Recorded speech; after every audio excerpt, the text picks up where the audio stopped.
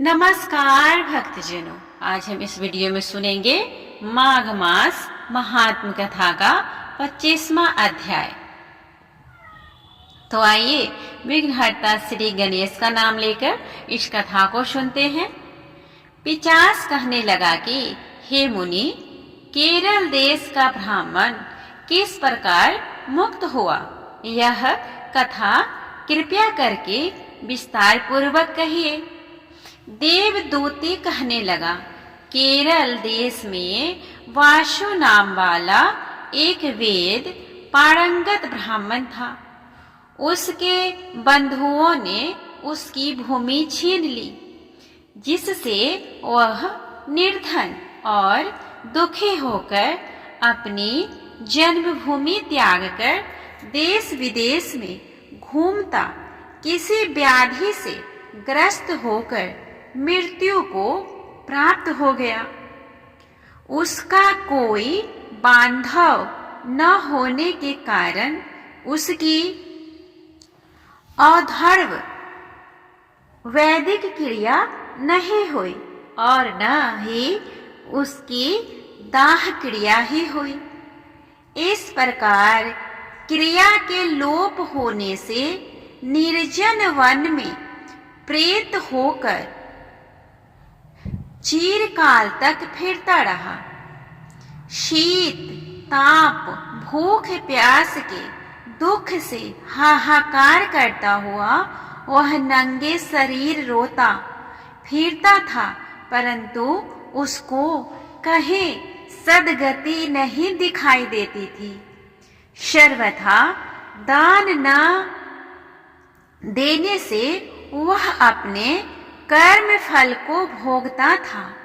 जो लोग अग्नि में आहुति नहीं देते, भगवान का पूजन नहीं करते, आत्मविद्या का अभ्यास नहीं करते, अच्छे तीर्थों से विमुख रहते हैं, जो लोग दुखी लोगों को स्वर्ग, वस्त्र, तांबूल, रत्न, फल तथा जल नहीं देते तथा छल कपट से जीविका प्राप्त करने वाले दूसरों तथा स्त्रियों का धन हरने वाले पांखरी, कुटिल, चोर, बाल वृद्ध तथा आतुर और स्त्रियों पर निर्दयता करने वाले, आग लगाने वाले, विष देने वाले, झूठी गवाही देने वाले, कुमार्ग पर चलने वाले,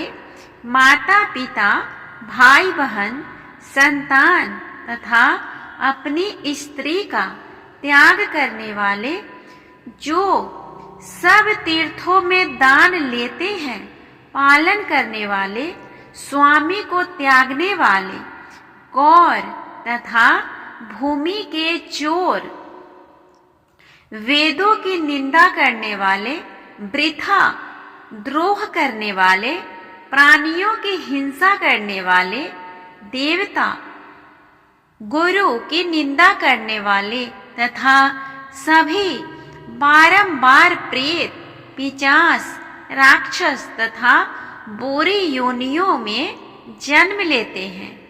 अतएव बुरे कर्मों से बचकर धर्म के कार्य तथा यज्ञ, दान और तप आदि करने चाहिए, क्योंकि कर्म फल अवश्यमेव मिलता ही है।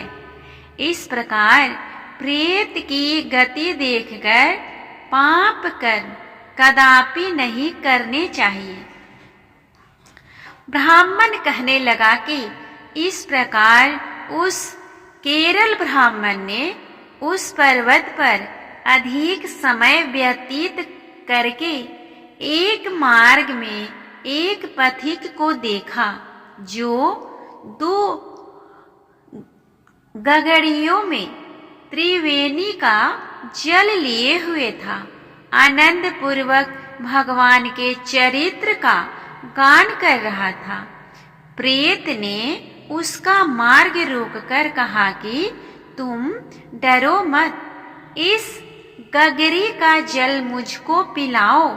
नहीं तो मैं तुम्हारे प्राण ले लूंगा।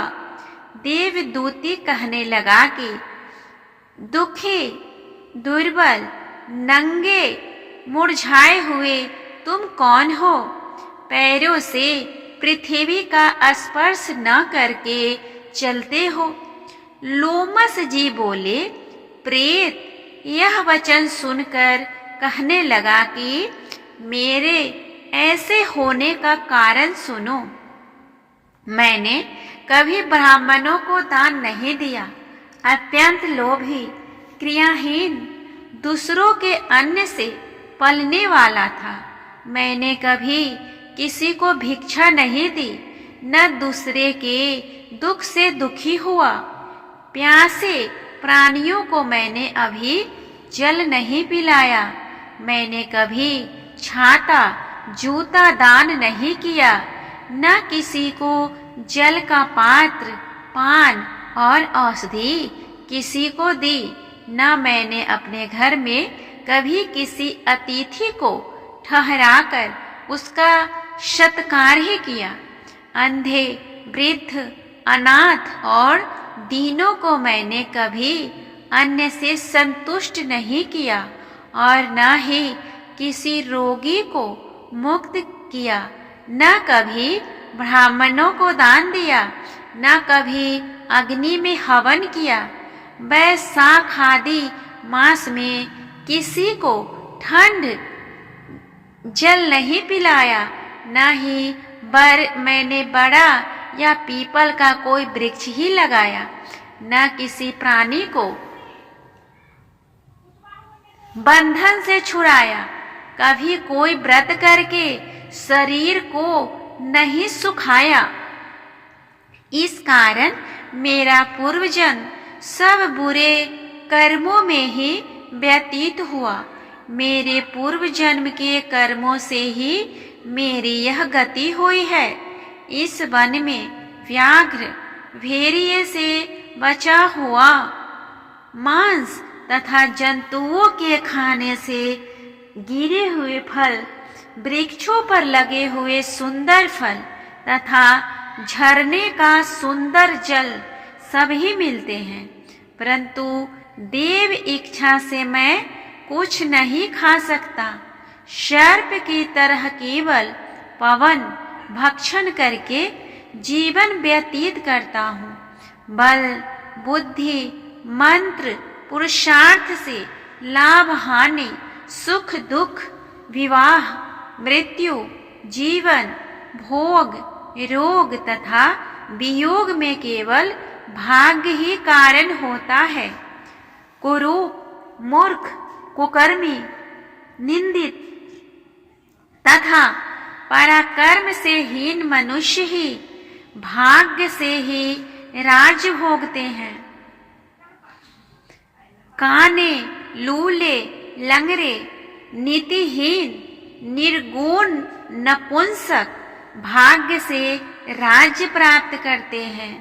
पर्वत पर भी बलवान राक्षस पिशाच रहते हैं, जिनमें से कभी कभी कोई कहीं कहीं वन में फिरते हुए अपने कर्म के अनुसार अन्न जल प्राप्त करते हैं, परंतु आपको उनका भय नहीं होना चाहिए, क्योंकि धर्मात्मा पुरुषों की उनकी पवित्रता ही उनकी रक्षा करती है। ग्रह, नक्षत्र, देवता सर्वथा धर्मात्माओं की रक्षा करते हैं। यह पिशाच आप जैसे भक्त की तरफ आंख उठाकर भी नहीं देख सकते। जो नारायण भगवान की भक्ति से पवित्र रहता है, उनको प्रेत, पिशाच, पूतना कोई बाधा नहीं दे सकते। भूत, बेताल, पिशाच, गंधर्व, काकिन, शाकनी, ग्रह रेवती, यज्ञ, मात्र ग्रह, भयंकर ग्रह, कृत्या, सर्प, कुष्मांड तथा दूसरे दुष्ट जंतु पवित्र वैष्णव की तरफ देख भी नहीं सकते, जिसकी जिह्वा पे गोविंद का नाम, हृदय में वेद तथा श्रुति विद्यमान है, जो पवित्र और दानी है, जिनको कभी भाग्य नहीं, जिनको कभी भय नहीं हो सकता, जो ब्राह्मण इस प्रकार कर्मों का फल भोगता हुआ मैं यहाँ रहता हूँ, ऐसा सोचकर मैं शोक नहीं करता। एक बार मैं जमवालिनी नदी के किनारे पर गया था। वहां पर घूमते हुए मैंने सारस के वचनों को सुना था। इस तरह हमने सुना माघ मास महात्म कथा का 25वां अध्याय।